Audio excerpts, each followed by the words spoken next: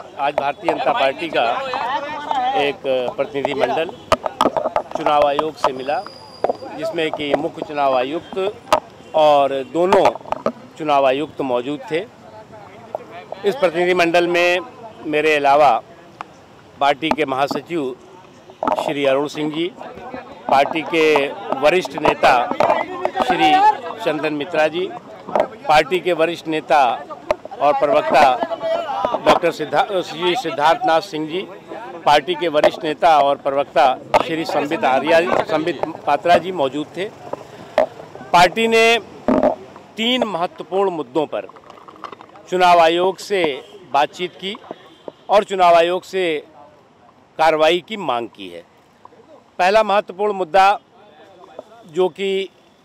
पूरे देश में चर्चा का विषय और चिंता का विषय है, जिस तरह से कल प्रधानमंत्री जी की एक सभा को रोक लगाने की, उस पर प्रतिबंध लगाने की और उसको अनुमति न देने की कोशिश वहाँ के प्रशासन के, वहाँ की सरकार के दबाव में किया गया, उसको लेकर हमने चिंता व्यक्त की। उसके साथ ही साथ हमने चुनाव आयोग को इसके लिए बधाई भी दी, धन्यवाद भी किया कि चुनाव आयोग ने समय से हस्तक्षेप करके स्थानीय स्तर पर जो प्रशासन ने, वहाँ की जो जाने वाली सरकार है, विदाई जिसकी तय हो चुकी है, उस सरकार के दबाव में ये निर्णय लिया था और चुनाव आयोग ने उस निर्णय को ख़त्म कराया और प्रधानमंत्री जी की सभा की अनुमति दी। दूसरी, लगातार कांग्रेस, समाजवादी राष्ट्रीय जनता दल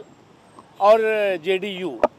लगातार मांग कर रही है कि प्रधानमंत्री जी की जो रैलियां हैं, प्रधानमंत्री जी की जो सभाएं हैं, उसका सीधा प्रसारण रोक दिया जाए और विशेष तौर से जिस दिन किसी भी क्षेत्र में चुनाव हो रहा हो, उस दिन तो बिल्कुल ना होने दी जाए। इसको लेकर के हमने चिंता व्यक्त की और साथ ही साथ हमने कहा कि ये जो पीपुल्स रिप्रेजेंटेशन एक्ट है, जो लोकतांत्रिक और संवैधानिक अधिकार हैं, उसके बिल्कुल विपरीत है और उसके खिलाफ है इस तरह की मांग। और ये मांग जो लोग कर रहे हैं वो पराजय से परेशान हैं और पराजय से परेशान लोग इस तरह की पब्लिक मीटिंग की का प्रतिबंध की बात करना, उसके प्रसारण पर प्रतिबंध की बात करना, ये सारी की सारी चीज़ें इस बात को प्रदर्शित करती है कि आज उनको हार की हताशा और पराजय से परेशानी का एहसास हो चुका है और इसलिए इस बौखलाहट और इस घबराहट में इस तरह की मांग कर रहे हैं। चुनाव आयोग ने बहुत स्पष्ट तौर से कहा है कि जो पीपुल्स रिप्रेजेंटेशन एक्ट है, इसकी 126 जो धारा है, जिसमें कि प्रचार और प्रचार सामग्री और प्रचार किस तरह से किए जाए, उसके बारे में स्पष्ट है और उसमें बहुत स्पष्ट है, जो 126 की 126 धारा है, कि जिन क्षेत्रों में चुनाव हो रहा है, चुनाव वाले दिन उस क्षेत्र में प्रचार नहीं हो सकता। उसके अतिरिक्त जिन क्षेत्रों में मतदान नहीं हो रहा है, उन क्षेत्रों में प्रचार पूरी तरह से भी हो सकता है, उसका प्रसारण भी हो सकता है। इसलिए चुनाव आयोग ने हमें आश्वस्त किया है कि प्रधानमंत्री जी की जितनी भी रैलियां हैं, जो रैलियां की मतदान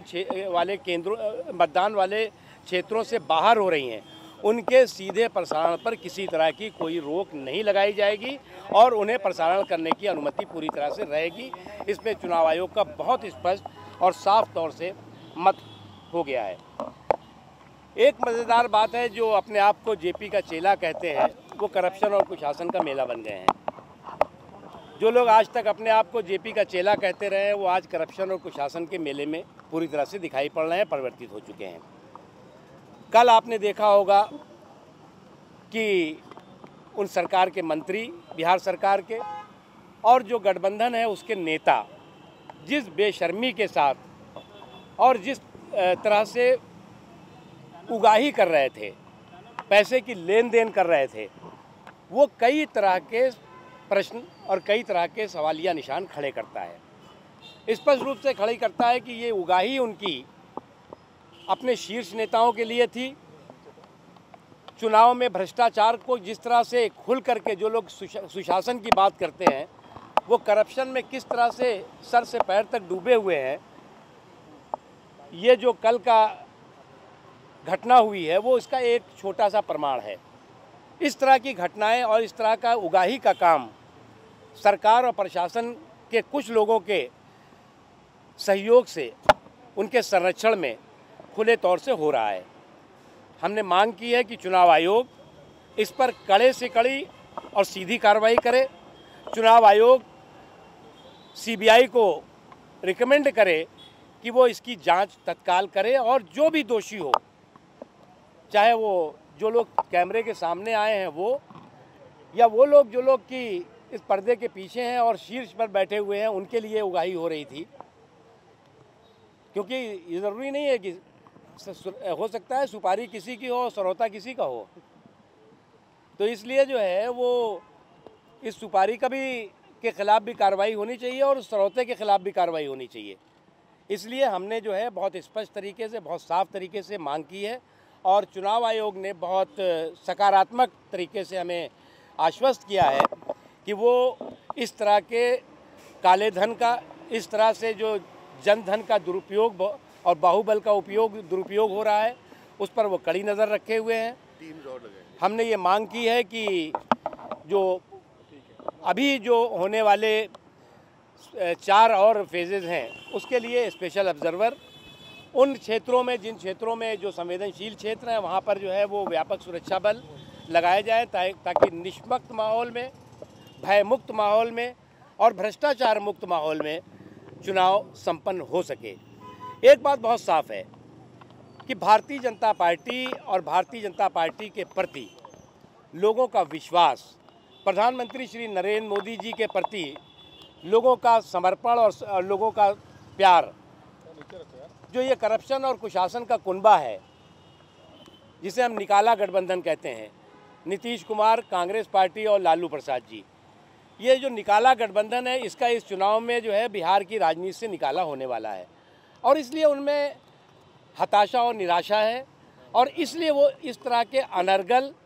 और इस तरह के माहौल को ख़राब करने वाले प्रयास और कोशिशें कर रहे हैं। इस तरह की तमाम साजिशों को, इस तरह के सभी प्रयासों को हम ध्वस्त करेंगे। बिहार की जनता आज सुशासन के रास्ते पर चल चुकी है,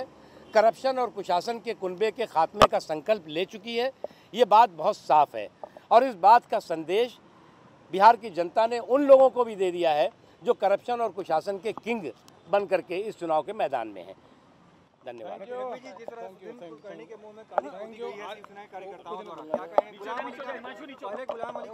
देखो भैया एक बात है, ये देश संविधान से चलता है, ये देश कानून से चलता है। हम सहिष्णुता पर विश्वास करने वाले लोग हैं और हम किसी एक पर्टिकुलर घटना की बात नहीं, किसी भी तरह की इस तरह की घटनाओं को हम कभी भी जस्टिफाई नहीं करते। गुलाम अली वाले मामले में भी हमारे मुख्यमंत्री जो वहाँ के हैं, उन्होंने बहुत साफ तरीके से कहा कि हम पूरी तरह से सुरक्षा देने को तैयार हैं, वो पूरी तरह से यहाँ पर जो कार्यक्रम है वो करें,